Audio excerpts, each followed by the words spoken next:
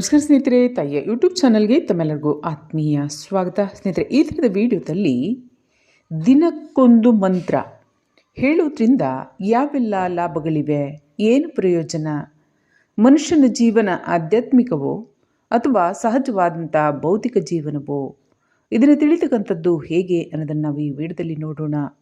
Video ಇಷ್ಟ ಆದರೆ like ಮಾಡಿ, ಶೇರ್ ಮಾಡಿ, ಕಮೆಂಟ್ ಮಾಡಿ, ಚಾನಲ್ಗೆ ಸಬ್ಸ್ಕ್ರೈಬ್ ಆಗಿ ಅಂತ ಹೇಳ್ತಾ, ಯಂತ್ರ ಮಂತ್ರ ತಂತ್ರಕ್ಕೆ ಸಂಬಂಧಪಟ್ಟಂತೆ, ಧ್ಯಾನ, ಯೋಗ, ಮುದ್ರಾಭ್ಯಾಸ, ಕುಂಡಲಿ ಶಕ್ತಿ, ಜಾಗೃತಿಗೆ ಸಂಬಂಧಪಟ್ಟಂತೆ ಸಮಸ್ಯೆಗಳಿದ್ದಂಥ ಪಕ್ಷದಲ್ಲಿ 6364205078 ಈ ನಂಬರ್ಗೆ ಕರೆ ಮಾಡಿ ಕನ್ಸಲ್ಟೇಷನ್ ತೊಗೊಂಡು ಮಾತನಾಡ್ಬೋದು. ಜಾತಕ ಪರಿಶೀಲನೆ, ಹಸ್ತಪರಿಶೀಲನೆ ಕೂಡ ಮಾಡಿಸ್ಬೋದು. ಹಾಗೆ ಯಂತ್ರ ರಚನೆ ಕೂಡ ಮಾಡಿಸ್ಬೋದು ಅನುಕೂಲಕ್ಕಾಗಿ ಮತ್ತು ಸಮಸ್ಯೆಗಳ ನಿವಾರಣೆಗೆ. ತಾಂತ್ರಿಕ ಸಮಸ್ಯೆ ಆಗಿರ್ಬೋದು, ಮನೆಗೆ ರಕ್ಷೆ ಆಗಿರ್ಬೋದು, ಮನುಷ್ಯರಿಗೆ ರಕ್ಷಾ ಕವಚವನ್ನು ಮಾಡಿಸ್ಕೊಳ್ತಕ್ಕಂಥದ್ದಾಗಿರ್ಬೋದು, ಮನೆಗೆ ಆಗಿರ್ತಕ್ಕಂಥ ಸಮಸ್ಯೆಗಳ ನಿವಾರಣೆಗೆ ಸಂಬಂಧಪಟ್ಟಂತೆ ಯಂತ್ರಗಳು, ಅನುಕೂಲಕ್ಕಾಗಿ ಮದುವೆ, ವಿದ್ಯಾಭ್ಯಾಸ, ಪಿತೃದೋಷಕ್ಕೆ ಸಂಬಂಧಪಟ್ಟಂತೆ, ಕಾಳಸರ್ಪ ದೋಷಕ್ಕೆ ಸಂಬಂಧಪಟ್ಟಂತೆ, ಕುಜದೋಷಕ್ಕೆ ಸಂಬಂಧಪಟ್ಟಂತೆ ಸಮಸ್ಯೆಗಳಿದ್ದಂಥ ಸಮಸ್ಯೆಗಳ ನಿವಾರಣೆಗೆ ಯಂತ್ರಗಳ ರಚನೆ.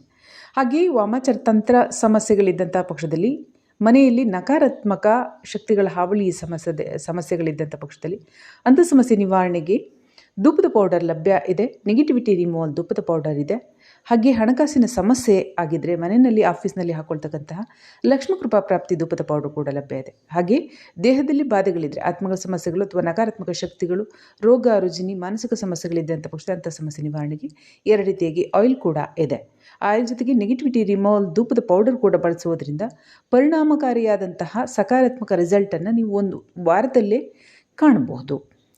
ಆಯಿಲ್ ಕೂಡ ಬಳಸ್ಬೋದು. ಹೆಚ್ಚಿನ ದಿನಗಳು ಬಳಸಿದರೆ ಸಮಸ್ಯೆಗಳ ನಿವಾರಣೆಗೆ ಸೂಕ್ತ ಪರಿಹಾರ ಇದಾಗಿದೆ. ಹಾಗೆ ಹುಳ್ಕಲ್ ನೋವಿಗೆ ಸಂಬಂಧಪಟ್ಟಂಥ ಔಷಧಿ, ಒಟ್ಟಿಗೆ ಮದ್ದಾಕಿದ್ರಂಥ ಸಮಸ್ಯೆ ನಿವಾರಣೆಗೆ ಔಷಧಿ, ಹಾಗೆ ಮರವಿನ ಸಮಸ್ಯೆ ಇದ್ದರೆ, ವಿದ್ಯಾಭ್ಯಾಸದಲ್ಲಿ ಸಮಸ್ಯೆ ಇದ್ದರೆ ಅಂಥ ಸಮಸ್ಯೆ ನಿವಾರಣೆಗೆ ಔಷಧಿ ಲಭ್ಯ ಇದೆ. ಇದು ಮಕ್ಕಳು, ದೊಡ್ಡವರು ಯಾರು ಬೇಕಾದರೂ ಕೂಡ ಈ ಔಷಧಿಯನ್ನು ಬಳಸ್ಬೋದು. ಯಾವುದೇ ವಯಸ್ಸಿನ ಇತಿಮಿತಿ ಇರೋದಿಲ್ಲ. ಇದೇ ನಂಬರ್ಗೆ, ಅಂದರೆ ಈಗ ಹೇಳಿದಂಥ ನಂಬರ್ಗೆ 6364205078 ಈ ನಂಬರ್ಗೆ ಕರೆ ಮಾಡಿ ಆರ್ಡರ್ ಮಾಡ್ಬೋದು ಆಸಕ್ತರು. ಈಗ ವಿಡಿಯೋದ ವಿಚಾರಕ್ಕೆ ಬರೋಣ. ಪ್ರತಿದಿನ ಒಂದೊಂದು ದೈವದ ಮಂತ್ರಗಳನ್ನು ಹೇಳೋದ್ರಿಂದ ಏನು ಲಾಭ, ಅಥವಾ ಒಂದೇ ದೈವದ ಮಂತ್ರವನ್ನು ಹೇಳೋದ್ರಿಂದ ಏನು ಲಾಭಗಳು. ಪ್ರತಿದಿನ ಆ ಕುಟುಂಬಕ್ಕೆ ಸಂಬಂಧಪಟ್ಟಂಥ ಮನೆ ದೇವರನ್ನು ಸ್ಮರಣೆಯನ್ನು ಮಾಡ್ತಕ್ಕಂಥದ್ದು ವಿಶೇಷವಾದಂಥ ಫಲದಾಯಕವನ್ನು ನೀಡ್ತಕ್ಕಂಥದ್ದು. ಅವರಿಗೆ ಸಂಬಂಧಪಟ್ಟಂಥ ಒಂದು ಮಂತ್ರವನ್ನು ಹೇಳೋದ್ರಿಂದ, ಮನೆ ದೇವರಿಗೆ ಸಂಬಂಧಪಟ್ಟಂತಹ ಒಂದು ಮಂತ್ರವನ್ನು ಹೇಳೋದ್ರಿಂದ ಮನೆದೈವ, ಕುಲದೈವದ ಅನುಗ್ರಹದ ಜೊತೆಗೆ ಸರ್ವಾಂಗೀಣ ಅಭಿವೃದ್ಧಿಗೆ ದಾರಿಯಾಗುತ್ತೆ. ಯಾವುದು? ಮನೆದೈವ, ಕುಲದೈವ. ಹಾಗೆ ನಮಗೆ ಮನೆದೈವ, ಕುಲದೈವ ಗೊತ್ತಿಲ್ಲ, ನಮಗೆ ದೇವರ ಆರಾಧನೆಯನ್ನು ನಾವು ಮಾಡ್ತೇವೆ, ನಮ್ಮ ಇಷ್ಟ ದೇವರನ್ನು ನಾವು ಆರಾಧನೆಯನ್ನು ಮಾಡ್ತೇವೆ, ಅವರಿಗೆ ಸಂಬಂಧಪಟ್ಟಂಥ ಮಂತ್ರವನ್ನು ಹೇಳ್ತೇವೆ. ಹಾಗಾದರೆ ಅದರ ಫಲ ಏನು ಅಂತ ನಿಮ್ಗೆ ಅನಿಸೋದಾದರೆ, ಇಷ್ಟ ದೈವವನ್ನು ಕೂಡ ಪಾಲನೆಯನ್ನು ಮಾಡ್ತಕ್ಕಂಥದ್ದು, ಪ್ರಾರ್ಥನೆಯನ್ನು ಮಾಡ್ತಕ್ಕಂಥದ್ದು, ಇಷ್ಟ ದೈವವನ್ನು ಅವರ ಆಚರಣೆ, ಅವರ ಮಾರ್ಗದರ್ಶನ, ಅವ್ರಿಗೆ ಇಷ್ಟವಾಗ್ತಕ್ಕಂಥದ್ದು ಮಂತ್ರ ಜಪಗಳನ್ನು ಪಾಲನೆಯನ್ನು ಮಾಡ್ತಕ್ಕಂಥದ್ದು ಸೂಕ್ತವಾದದ್ದು. ಈ ಒಂದು ಪಾಲನೆಗಳನ್ನು ಯಾರು ನಿರಂತರವಾಗಿ 3 ಅಥವಾ 5 ತಲೆಮಾರುಗಳವರೆಗೆ ವಿಶೇಷವಾಗಿ ಪೂಜಾ ಆರಾಧನೆಗಳನ್ನು ಮಾಡ್ತಾರೆ, ಅಂಥ ಸಂದರ್ಭದಲ್ಲಿ ಇಷ್ಟ ದೈವವು ಕೂಡ ಕುಲದೈವವಾಗಿ ಆಗ್ತಕ್ಕಂಥದ್ದು, ಮನೆ ದೈವವಾಗಿ ಆಗ್ತಕ್ಕಂಥದ್ದು.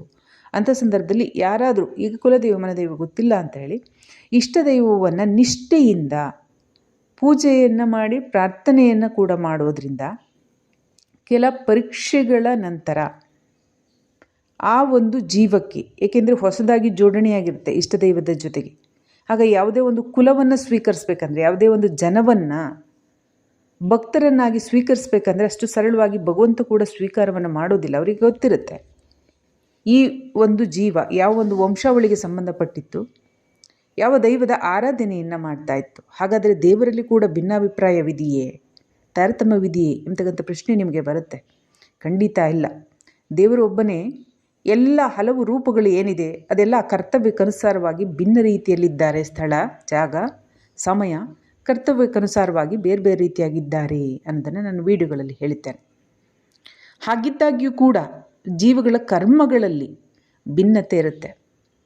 ಆ ಕರ್ಮಗಳ ಕ್ಷಯ ಅಂದರೆ ನಶಿಸುವಿಕೆಗೆ, ಈಗ ನೀವು ಯಾವ ದೇವರನ್ನು ಪ್ರಾರ್ಥನೆಯನ್ನು ಮಾಡ್ತಾ ಇರ್ತೀರಿ, ಆ ದೇವರು ಹಣ ಕೊಡುವಂಥದ್ದಾಗಿದ್ದರೆ, ಲಕ್ಷ್ಮೀ ಮಾತೆಯನ್ನು ನೀವು ಪ್ರಾರ್ಥನೆ ಮಾಡಿದ್ರಿ, ತಾಯಿ ಹಣ ಕೊಡುವಂಥವ್ರು, ಅದಕ್ಕೆ ನಿಮಗೆ ತಂತ್ರದ ಸಮಸ್ಯೆ ಇದೆ, ಮಾಂತ್ರಿಕ ಸಮಸ್ಯೆ ಇದೆ, ಆಗ ದುರ್ಗಾ ಮಾತೆಯನ್ನು ಆರಾಧನೆಯನ್ನು ಮಾಡಿದ್ರೆ ನಿಮಗೆ ಅಂಥ ಸಮಸ್ಯೆಗಳು ನಿವಾರಣೆ ಆಗ್ತವೆ. ನೀವು ಆ ತಾಯಿಯನ್ನು ದುರ್ಗಾ ಮಾತೆಯನ್ನು ಬಿಟ್ಟು ಲಕ್ಷ್ಮೀ ಮಾತೆಯನ್ನು ಹಣಕ್ಕಾಗಿ ನೀವು ಪ್ರಾರ್ಥನೆಯನ್ನು ಮಾಡ್ತಾ ಇರ್ತೀರಿ ಅಂತ ಇಟ್ಕೊಳ್ಳಿ. ಅಂಥ ಸಂದರ್ಭದಲ್ಲಿ ಆ ಸಮಸ್ಯೆಗಳ ನಿವಾರಣೆಗೆ ನಿಮಗೆ ಆ ದೈವದ ಕೃಪೆ ಅಂದರೆ ದುರ್ಗಾ ಮಾತೆಯ ಅನುಗ್ರಹವನ್ನು ಕೂಡ ಪಡಿತಕ್ಕಂಥದ್ದಿರುತ್ತೆ. ತಾಯಿಯೇ ಎಲ್ಲ ರೂಪಗಳಲ್ಲಾದರೂ ಕೂಡ ಅದಕ್ಕೆ ಸಮಯ, ಕಾಲ ಇತ್ಯಾದಿ ಅಂಶಗಳನ್ನು ಒಳಗೊಂಡಿದೆ. ಆಂತರಿಕ ಒಂದು ನಿಯಮಾವಳಿಗಳೇನಿದೆ ಅದು ಕೂಡ ಭಗವಂತನಲ್ಲಿ ಇರುತ್ತೆ. ಅದರ ಅನುಸಾರವಾಗಿ ನಿಮ್ಮ ಸಮಸ್ಯೆಗಳು ಕೂಡ ನಿವಾರಣೆ ಆಗಬೇಕು. ಈಗ ತಾಂತ್ರಿಕ ಸಮಸ್ಯೆ ನಿವಾರಣೆ ಆಗದೆ ಹಣಕಾಸಿನ ಸಮಸ್ಯೆ ನಿವಾರಣೆ ಆಗೋದಿಲ್ಲ. ಹಾಗಾಗಿ ಆ ಒಂದು ತಾಂತ್ರಿಕ ಸಮಸ್ಯೆಯನ್ನು ನಿವಾರಣೆ ಮಾಡಬೇಕಂದ್ರೆ ನಿಮಗೆ ಕೆಲ ಪರೀಕ್ಷೆಗಳನ್ನು ಕೂಡ ಮಾಡ್ತಾರೆ. ತಾಯಿ ಶಕ್ತಿ ಸ್ವರೂಪಿಣಿಯೂ ಹೌದು. ಆ ಪರೀಕ್ಷೆಗಳಲ್ಲಿ ನೀವು ಪಾಸಾದಂಥ ಸಂದರ್ಭದಲ್ಲಿ ಮಾತ್ರ ಆಗ ನೀವು ಇಷ್ಟ ದೈವವನ್ನು ಏನು ಪ್ರಾರ್ಥನೆ ಮಾಡ್ತಾ ಇರ್ತೀರ ಆಗ ಅದರ ಫಲ ನಿಮಗೆ ಲಭ್ಯ ಆಗತ್ತೆ.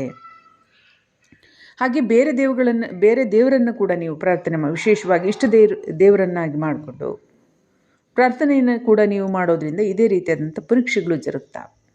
ಒಂದೇ ಪರೀಕ್ಷೆಯನ್ನು ಹಲವು ಪರೀಕ್ಷೆಯನ್ನು ಅಂದರೆ ಆಯಾ ವ್ಯಕ್ತಿ, ಆ ಮನುಷ್ಯನಲ್ಲಿ ಇರ್ತಕ್ಕಂಥ ಭಕ್ತಿಭಾವ ಮತ್ತು ಆ ಮನುಷ್ಯನಲ್ಲಿ ಇರ್ತಕ್ಕಂಥ ಆ ಸಮಯದ ಕರ್ಮಗಳು, ಆ ಸಂದರ್ಭದಲ್ಲಿ ದೈವಾನುಗ್ರಹ ಪ್ರಾಪ್ತಿಯಾಗಲಿಕ್ಕೆ ಆ ಜೀವ ಯೋಗ್ಯವಾಗಿದೆಯೇ ಅಥವಾ ಯೋಗ್ಯವಾಗಿಲ್ಲವೇ, ಈ ಎಲ್ಲ ಅಂಶಗಳನ್ನು ಕೂಡ ಭಗವಂತ ನೋಡ್ತಾನೆ. ಏಕೆಂದರೆ ಯಾರು ತಪ್ಪು ಮಾಡಿರ್ತಾರೆ ಅವರು ಕಷ್ಟಗಳನ್ನು ಅನುಭವಿಸ್ತಕ್ಕಂಥ ಸಂದರ್ಭದಲ್ಲಿ ದೈವಕೃಪೆ ಇದ್ದರೆ ಬಚಾವಾಗ್ಬಿಡ್ತಾರೆ. ಆ ಕಾರಣದಿಂದ ದೈವಕೃಪೆ ಇರೋದಿಲ್ಲ. ಸಮಸ್ಯೆಗಳನ್ನು ಯಾರು ಮಾಡಿರ್ತಾರೆ ಅವರಿಗೆ ಸಮಸ್ಯೆ ಆಗಬೇಕಂದ್ರೆ ಅಂಥ ಸಂದರ್ಭದಲ್ಲಿ ಪೂಜಾ ಪ್ರಾರ್ಥನೆ ಮಂತ್ರ ಜಪವನ್ನು ಮಾಡೋದ್ರಿಂದ ಕೂಡ ಫಲಕಾರಿಯಾಗೋದಿಲ್ಲ. ಆ ಸಂದರ್ಭದಲ್ಲಿ ದೈವಕೃಪೆ ಲಭ್ಯ ಆಗೋದಿಲ್ಲ. ಎಲ್ಲ ಅಂಶಗಳು ಕೂಡ ಇರ್ತಾವೆ. ಹಾಗಾಗಿ ಆ ಸಂದರ್ಭದಲ್ಲಿ ಪರೀಕ್ಷೆಯಲ್ಲಿ ಪಾಸ್ ಆಗದೇ ಇದ್ದರೆ ದೈವಕೃಪೆ ಲಭ್ಯ ಆಗೋದಿಲ್ಲ, ಇಷ್ಟದೈವ ಆಗೋದಿಲ್ಲ, ಇಷ್ಟದೈವದ ಕೃಪೆ ಕೂಡ ಲಭ್ಯ ಆಗೋದಿಲ್ಲ. ಮನದೈವ ಕುಲದೈವ ಆಗೋದಕ್ಕೆ ತಲೆಮಾರುಗಳ ಪೂಜೆ ಬೇಕಾಗುತ್ತೆ. ಈಗ ಒಂದು ದಿನ ಮಂತ್ರ ಜಪವನ್ನು ನೀವು ಮಾಡೋದ್ರಿಂದ ಆಯಾ ದೇವರ, ಅದು ವಿಶೇಷವಾಗಿ ನಿಮ್ಮ ಇಷ್ಟ ದೇವರಾದರೆ ಇಂಥ ಸಂಗತಿಗಳಿರ್ತವೆ, ಮನೆ ದೇವರಾದರೆ ಈ ರೀತಿಯಾದಂಥ ಪರಿಣಾಮಗಳಿರ್ತಾವೆ. ಹಾಗಾಗಿ ಪ್ರತಿದಿನ ಒಂದೊಂದು ದೈವದ ಮಂತ್ರ ಜಪವನ್ನು ತಾವು ಮಾಡೋದ್ರಿಂದ ಶೀಘ್ರದಲ್ಲಿ ಫಲಕಾರಿಯಾಗಿ ಶೀಘ್ರದಲ್ಲಿ ಅನುಕೂಲಗಳು ಲಭ್ಯ ಆಗೋದಕ್ಕೆ ಕಷ್ಟ ಸಾಧ್ಯ ಇದೆ. ಅದೇ ಅವರ ಕುಟುಂಬದಲ್ಲಿ ಅವರ ಅಜ್ಜ, ತಾತ, ಅಜ್ಜಿ ಅಥವಾ ವಂಶ ಪಾರಂಪರ್ಯವಾಗಿ ಪೂಜಾ ಕೈಕರ್ಯಗಳು ಜರುಗ್ತಾ ಇದ್ದು ಆ ಮನೆದೈವ ಕುಲದೈವವನ್ನು ಆರಾಧನೆ ಮಾಡೋದರ ಜೊತೆಗೆ ಇಷ್ಟ ದೈವದ ಆರಾಧನೆಯನ್ನು ಮಾಡಿದರೆ ಸುಲಭವಾಗಿ ಯಥೇಚ್ಛವಾದಂಥ ಅನುಕೂಲಗಳು, ಸುಖ ಸೌಭಾಗ್ಯಗಳು, ದೇವರ ಕೃಪೆ ಲಭ್ಯ ಆಗ್ತಕ್ಕಂಥದ್ದಿದೆ. ಅದೇ ಆ ಕುಟುಂಬದಲ್ಲಿಲ್ಲ ಅಂತ ಆಧ್ಯಾತ್ಮಿಕ ಆಚರಣೆಗಳಿಲ್ಲ. ಈಗಿರ್ತಕ್ಕಂತಹ ಜೀವ ಅಂದರೆ ಮನುಷ್ಯ ವರ್ಗ, ಕುಟುಂಬ ಭಗವಂತನ ಸ್ಮರಣೆಯನ್ನು ಮಾಡ್ತಾರೆ ಮತ್ತು ಮಂತ್ರವನ್ನು ಹೇಳ್ತಾರೆ ಅಂದರೆ ಫಲ ಲಭ್ಯವಾಗಲು ಕೂಡ ಸಮಯ ಹಿಡಿಯುತ್ತೆ. ಪ್ರತಿದಿನ ದೈವದ ಮಂತ್ರ ಜಪಗಳನ್ನು ನೀವು ಮಾಡೋದ್ರಿಂದ ನಿಮ್ಮ ಪೂರ್ವಜನ್ಮದ ಆಧ್ಯಾತ್ಮಿಕ ಪ್ರಯಾಣದ ಅನುಸಾರವಾಗಿ ದೈವ ಕೃಪೆ ಲಭ್ಯ ಆಗ್ತಕ್ಕಂಥದ್ದಿದೆ. ಆದರೆ ನೆನಪಿರಲಿ, ಪೂರ್ವಜನ್ಮದ ಆಧ್ಯಾತ್ಮಿಕ ಪ್ರಯಾಣವಿರಲಿ ಇಲ್ಲದಿರಲಿ ಆತ್ಮ ಆಧ್ಯಾತ್ಮವೇ.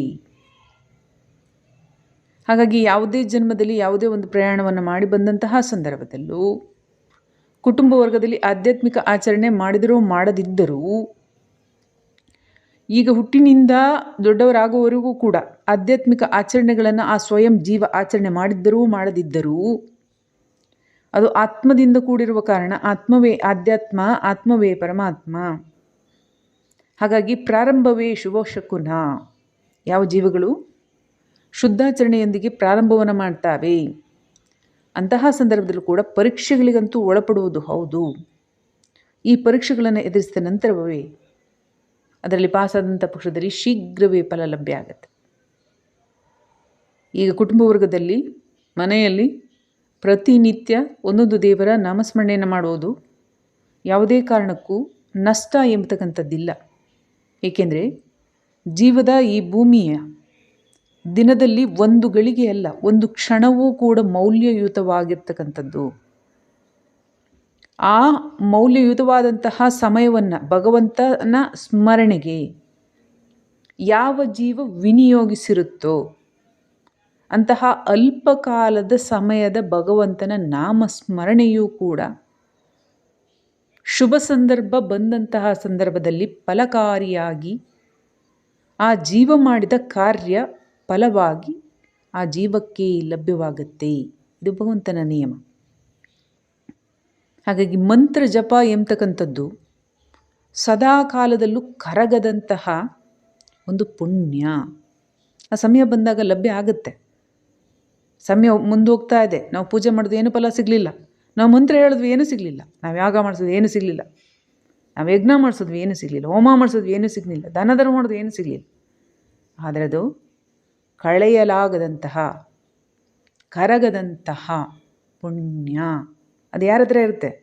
ಭಗವಂತನ ಹತ್ರ ಸೇಫ್ಟಿಯಾಗಿರುತ್ತೆ, ಸುರಕ್ಷಿತವಾಗಿರುತ್ತೆ. ಸಮಯ ಬಂದಾಗ ಯಾವುದೇ ಸಂದರ್ಭದಲ್ಲಿ ಮನುಷ್ಯನ ರೂಪದಲ್ಲೂ ಅಥವಾ ಮನುಷ್ಯನ ಜೀವನ ಕಳೆದ ಆತ್ಮದ ರೂಪದಲ್ಲೂ ಇದ್ದಂಥ ಸಂದರ್ಭದಲ್ಲಿ ಅದೇ ಜೀವಕ್ಕೆ ಎಲ್ಲೂ ಕೂಡ ಬದಲಾಗದೆ ಅದೇ ಜೀವಕ್ಕೆ ಲಭ್ಯವಾಗುತ್ತೆ. ಹಾಗಾಗಿ ಬದುಕಿದಾಗ ಪ್ರಯೋಜನ ಏನು? ಬದುಕಿದಾಗ ಪುಣ್ಯವಂತರಿದ್ದರೆ ಏನು? ಆಧ್ಯಾತ್ಮಿಕತೆಂದಿದ್ದು ಜೀವ ತನ್ನ ಇನ್ನೊಂದು ರೂಪವಾದಂಥ ಜೀವಕ್ಕೆ, ಯಾವುದು ಸಮೂಹಕ್ಕೆ ಅಥವಾ ಯಾವುದೋ ರೂಪದಲ್ಲಿ ಬಾಧೆಯನ್ನು ನೀಡದೆ ತಾನೂ ಬದುಕಿ ಇತರರನ್ನು ಬದುಕಲು ಬಿಟ್ಟು ತಾನೂ ಹಾಗೇ ಬದುಕದೆ ಆಧ್ಯಾತ್ಮದಲ್ಲಿ ಹೆಚ್ಚಿನ ಪ್ರಗತಿಯನ್ನು ಕಂಡಿದ್ದರೆ ಅಂಥ ಜೀವಗಳು ಈ ಜನ್ಮದಲ್ಲಿ ಹುಟ್ಟಿದರೆ ಎಲ್ಲ ದೇವರ ನಾಮಸ್ಮರಣೆಯಿಂದ ಅದ್ಭುತವಾದಂತಹ ಫಲ ಮತ್ತು ಅನುಕೂಲಗಳು ಲಭ್ಯ. ಇಹಲೋಕದಲ್ಲೂ ಪರಲೋಕದಲ್ಲೂ ಅನುಕೂಲವನ್ನು ಪಡೆಯಲು, ಇಹಲೋಕದಲ್ಲೂ ಪರಲೋಕದಲ್ಲೂ ಸುಖವನ್ನು ಪಡೆಯಲು, ಇಹಲೋಕದಲ್ಲೂ ಪರಲೋಕದಲ್ಲೂ ಭಗವಂತನ ಕೃಪೆಯಲ್ಲಿ ದೃಷ್ಟಿಯಲ್ಲಿರಲು ಸರ್ವೋತ್ತಮವಾದಂತಹ ಸ್ಥಾನವನ್ನು ಪಡೆಯುತ್ತಾವೆ. ಹೀಗೆ ಮಂತ್ರ ಜಪ ಅಂದು ಇಂದು ಎಂದೆಂದಿಗೂ ಪುಣ್ಯ ಫಲದಾಯಕವಾಗಿದೆ. ಪ್ರತಿ ದಿನವೂ ಹೇಳೋದ್ರಿಂದ ಒಂದೊಂದು ದೇವರ ಕೃಪೆ, ಆ ಅನುಗ್ರಹ, ಆ ಅನುಕೂಲಗಳು, ಆ ದೈವದಿಂದ ಲಭ್ಯವಾಗ್ತಕ್ಕಂತಹ ಮಾರ್ಗದರ್ಶನ, ಆಧ್ಯಾತ್ಮಿಕ ಶಕ್ತಿ, ಭೌತಿಕ ಜೀವನಕ್ಕೆ ಯಶಸ್ಸು, ಶ್ರೇಯಸ್ಸು ಲಭ್ಯವಾಗ್ತಾ ಆಗುತ್ತೆ. ಅದರಿಂದಾಗಿ ನಾವು ಪೂಜೆ ಮಾಡಿದ ಫಲ ನಮಗೆ ಎಂದೇ ಬೇಕು ಎಂದು ಬಯಸದೆ ಜೀವ ಭಗವಂತನ ಮೇಲೆ ಸಂಪೂರ್ಣ ನಂಬಿಕೆಯನ್ನಿಟ್ಟು ಕಾರ್ಯವನ್ನು ಮಾಡಿದರೆ ಅದು ಯಾವತ್ತೂ ಕೂಡ ನಿಮಗೆ ಸ್ವರ್ಗದಂತಹ ಒಂದು ಪುಂಜಿ ಅಂದರೆ ಪುಣ್ಯ. ಅದನ್ನು ಯಾರೂ ಕೂಡ ಕಸಿದುಕೊಳ್ಳಲಾಗೋದಿಲ್ಲ. ನೀವು ಬೇರೆ ವಿಡಿಯೋದಲ್ಲಿ ಹೇಳಿದ್ರಿ ಅದೃಷ್ಟವನ್ನು ಕಸೀತಾರೆ, ಅದೃಷ್ಟವನ್ನು ಪಡ್ಕೋತಾರೆ ಅಂತೇಳಿ. ಅದಕ್ಕೆ ಪ್ರಾರ್ಥನೆ ಕೂಡ ಮಾಡಬೇಕು, ಸಂಕಲ್ಪ. ಅದಕ್ಕೆ ಶಾಸ್ತ್ರ ಅಂತ ನಾವು ಕರೀತೇವೆ. ಭಗವಂತನಲ್ಲಿ ಪ್ರಾರ್ಥನೆ ಮಾಡಬೇಕು. ಅಯ್ಯೋ ನಮ್ಗೆ ಅದೆಲ್ಲ ಗೊತ್ತಿಲ್ಲ, ಭಗವಂತ ನಾವು ಮಾಡಿದಂಥ ಪೂಜಾ ಫಲವನ್ನು ನೀನು ನಮಗೆ ನೀಡು, ಅದು ಯಾವುದೇ ರೂಪದಲ್ಲಿ ಹಾನಿಯಾಗದಂತೆ ನೋಡ್ಕೋ. ಈ ರೀತಿ ಸಂಕಲ್ಪ ಮಾಡಿದ್ರೂ ಕೂಡ ಅದು ವೇದವಾಕ್ಯವಾಗತ್ತೆ.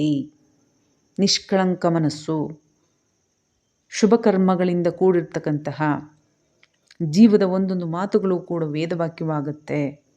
ಹಾಗಾಗಿ ಯಾವುದೇ ರೀತಿಯಾದಂಥ ಆತಂಕ, ಭಯ, ಸಂದೇಹವಿಲ್ಲದೆ ಭಗವಂತನ ಸ್ಮರಣೆಯನ್ನು ಮಾಡಿ ಯಥಾವತ್ತಾದಂತಹ ಫಲವನ್ನು ಪಡೆಯಬಹುದು ಅಂತ ಹೇಳ್ತಾ ಈ ವಿಡಿಯೋನ ಮುಗಿಸ್ತಾ ಇದ್ದೀನಿ. ಮುಂದಿನ ವಿಡಿಯೋದಲ್ಲಿ ಭೇಟಿಯಾಗೋಣ.